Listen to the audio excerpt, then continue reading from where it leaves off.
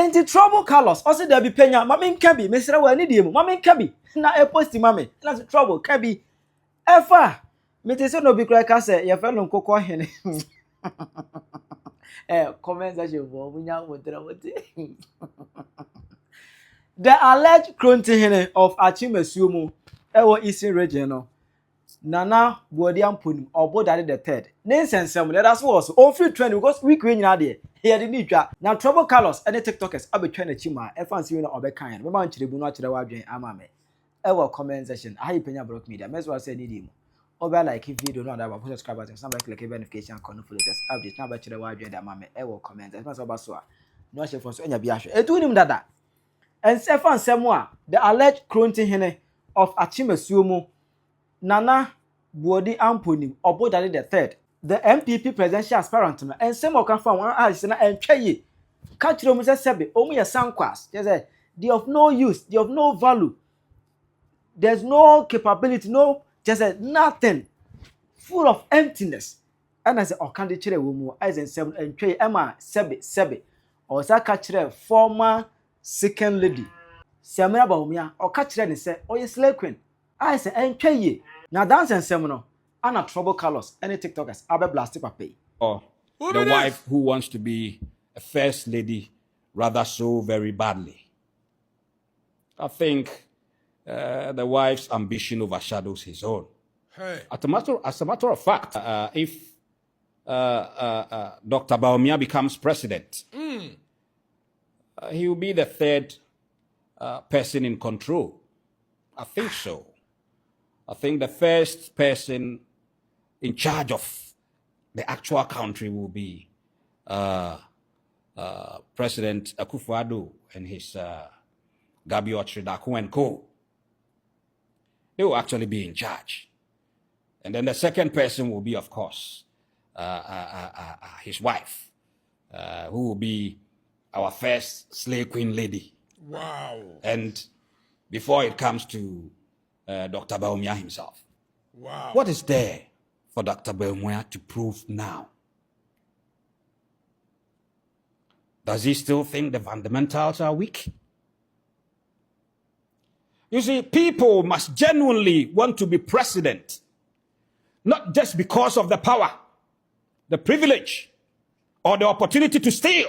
Agati Asamaba. NDC abanse omu pese omu sanitize internet ne so. Sesta ya atemdidie kasetwie kasatantan no ebe free internet ne so. You see, nana iminim no mihunu ne da. This is the first time many abo ne so. Na enra ena mi share ne video bi enra na mihunu no. Na video nim no na odidi MPP for candidate na tem say omu nyina opie ni hono ma o deserve say wo say ye man a chance grandma or baba standing, which in opinion it is very fine. But papa kasa ye to the point say ofro mu sankwas. Ye kasa obi a sankwas a what yas ye. Chese entebe ade nye enema tantan enema fon sankwas omo mu nka ho ayatimdie kese pa. Enesuma sa so ba be hunu another video wa ofre Bawumia yema Samira Bawumia say oye slave queen. And you see, imagine say nana eya wo yire ena nko obi de ne ba ha ebedi na tembe friend slave queen nana nka be ye de. Debia meka me see the wa ye mpanyimfo no mu wo Ghana no omu si kasa ene parliament ko hwento ko bi esi ho minority ni majority che e ka keto obi nka ya da ne blues. But omu wia they will come and tell us say omu peso omu sanitize internet ne so. Because ehiafo enu omu ni bi ni intimidate omu na amanfo otueska ni intimidate omu. But omu ne they have the right to talk. Say sana Ghana kwa you. O support NDC, you can say whatever that you want to say. But so support MPP and answer we are at the Musa to media and you cry the wasama mobo. O cry the yasaman kasakray, uhu bibia me kama nuntuna mintorimu. Nana respect to hunenimunyam the worst kasa eno anko yi kra. Arrivederci. Bible must of assembly ye canon.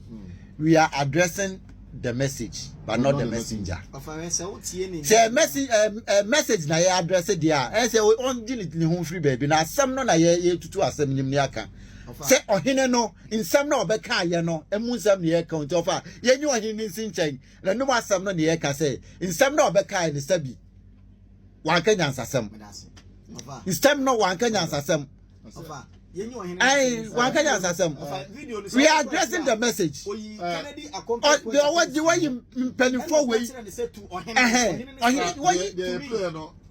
Now, Ohine Beka, you know.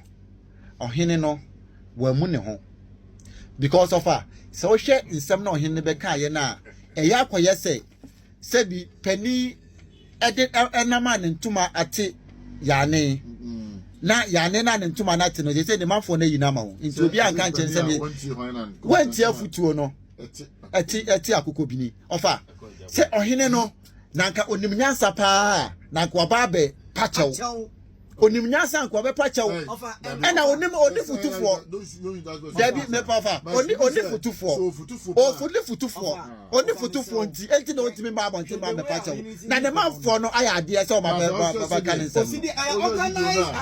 Yes, what said that friends and drop for messenger or what said that friends and drop for what said that friends and drop for so that me voice na me hwe no na me say ebia wo no obi na edin komo anasa bia wo hia obi Nana o videos e trend no senk wenya abotre read comment section a ka be hu se one man mrantie ene maba wa nya wo di watem Mama mrantie ne maba wa nya wo di watem Okuromufuo wo so mo ye demonstration etia no mo impi omo two free ade so because onsema waka no nana enye fe eni enyan Nana nke hu ne enim se wadwen mu do a sebi ukasa okuromfuo etie wo no etimi abegina aka kire Ghana fo se ye the all the 5 aspirants ejina ho near the John Dramani Mahama ejina ho a Ghana fo beto ama John Mahama na wa wonsem reckless statement ni sa ansem ya okeken eni se de wusi ediform nipai se aban change a wo expect se okuromufo ebenya development we are hene ensemi wo ho you should be far from it you should know better you wo ahemfo kukudama sebi even omotimi anya opportunity crowd ewa aban mu they won't utter such statement na ohene mu a asesa camera any mics asinanim kasa ansem hunu wei oya ohene be me na yen kasa sa ohene de anka sebi wo twe ho free nsem bi etise hu na se ohene kromfo we ewo area bonya nkoso emi ya chim na chinka mu brem na wo we fa chima su esu fa chima su ka me fiwa on ka me yu na se pamba wo papa we se wo onim du duro ate abusuafo na nan ya mote ne ka se yese ono na ye kronti hene ewo Akyem Asuom na nana wadaroma we de wankasa yie kra na nana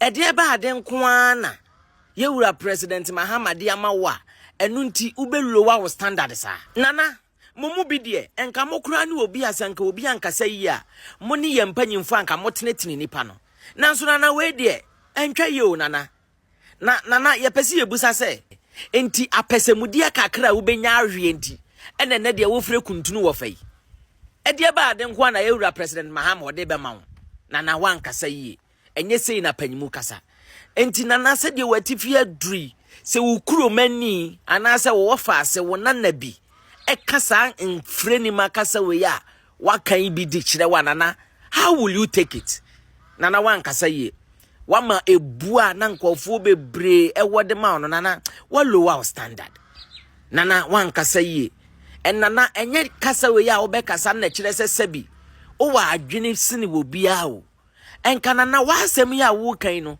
na nka wo nyansa kwan bebre a obetimi afa so aka nanso nana kasa we de entwa yie anya hwe empanyimfo ye na wo support ma wo twa ba omu omudimu ye we ebi mu omu a omudi hene ahenni a omudi no ebi de so sene wahenni e wakunya a wote so yi enye se bia mebu wakunya ni mutia nana wankasa yie nanso nana ba bia akoduru ne de ebeya enka wadawroma ye beka cho se ko ne san bra biom na wankasa yie Sam George Sam data se bo George enti wo pa wo fra ho minister oh NDC for ma bon from president so mumu ni mamemu e wasenka mumu dog afuo mayedi mo e wasenka mu dog afuo e mayedi sim ba ko ni pawisu MTM sim a ni pawisu no nim da 20 kofo year 2004 kofo second time 2004 kofo ba ye na fon ba yo kofo ba ye MPP for the omo ye lucky kofo ba ye na fon ba ye na sem first obi wukra je se ya soman se keka kire foka akọ nyanka mewo enkena ha yi nanka obi ewu mi kuro masante be kwa ha je se ya soma ye tubofo mo obeka kire me ana obeka kire me ne me maame ya busuafo egu nkena asa asomasi ewu ti ye beka kire me ana wo so afaka na we afaka na esi abobo amane MPP fo nyansem o monnim de jeje betena so na fon kra ye ni bi wo wiase ye Ghana ha na brochirefo Yusufo na ye ni bi kofo ba na fon ne sem ba na sam ne voters ID na wo de akọ na wa register wo ship no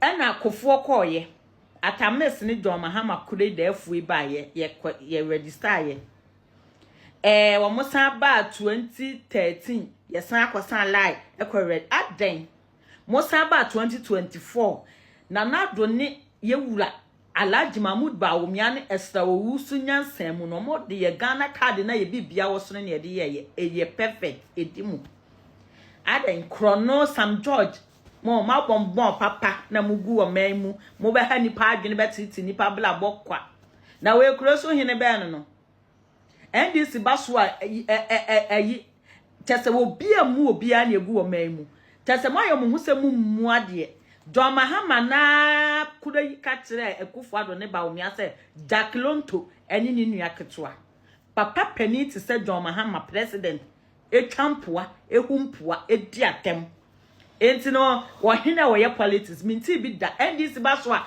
ye tinsam papa wo bia ni emu no ho omoyo mu se tontura nkulohunu ene ye dede akola opani obia mu firi suru besi fom omummu ade ena omudigu oman mu mo nso aye mo de wo hini mmua akeka nkwase asem se mo nso matoto mo atwetwe to mu page mo so anya nwanwa se wo hini we wo firi NDC no hu wo hini a wo ye MPP ni ana wo hini kura anya politics wo hini enyi ni ho anim anya politics wo ye dan wo hu ba bi o hini gina da mo adesa Mahama na teso enti woni ehu yi sankwas wo si obi ye sankwas mo NDC ba na ehu samo mo ye sankwas mo nka hui mo mohui adidi atam mo ade mo o man no mo amasa mo bayi o man ye mo ba kro no bo mo ba wiewia mo ba awudie oyonne 2025 eni pa wu papa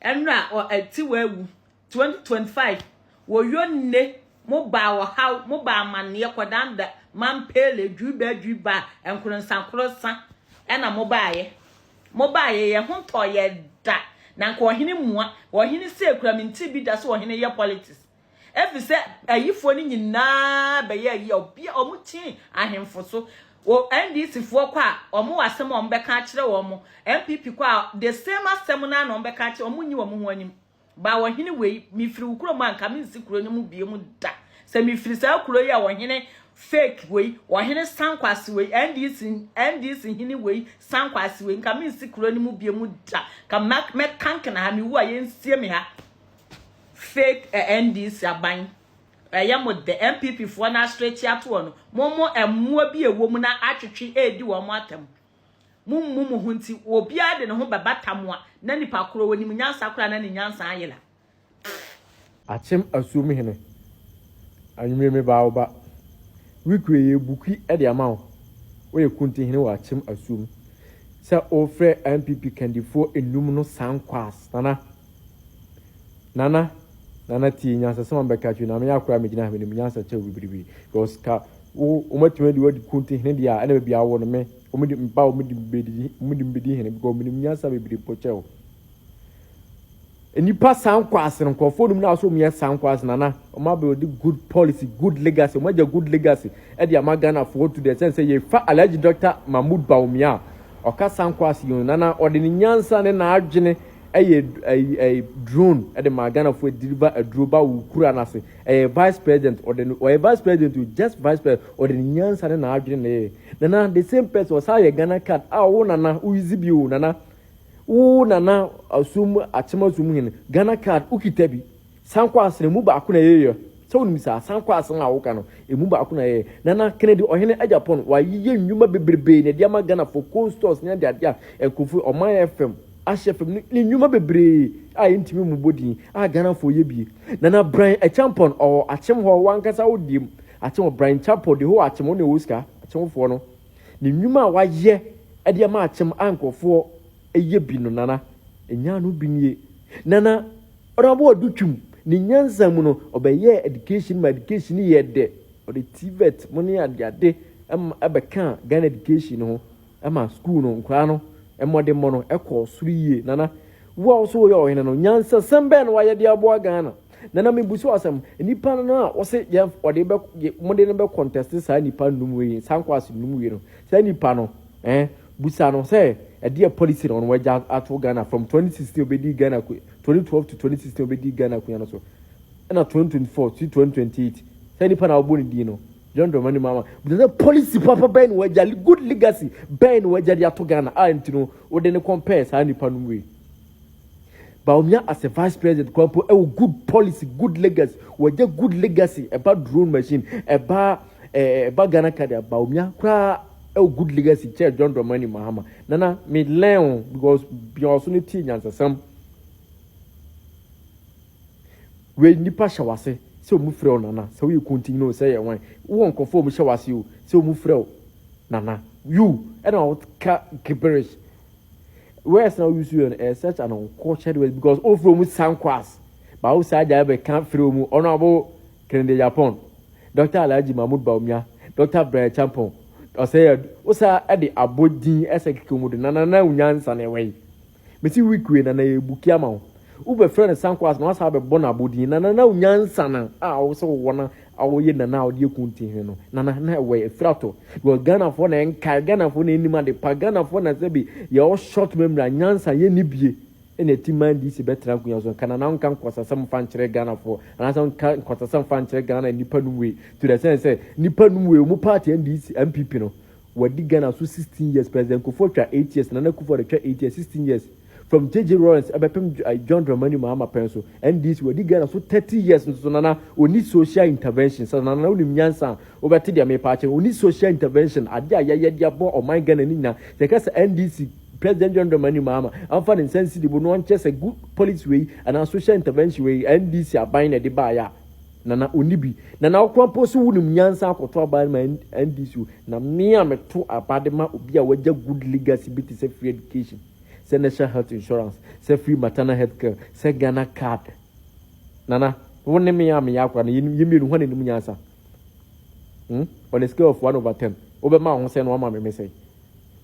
Wow, no, to a bad demo be only good policy, no.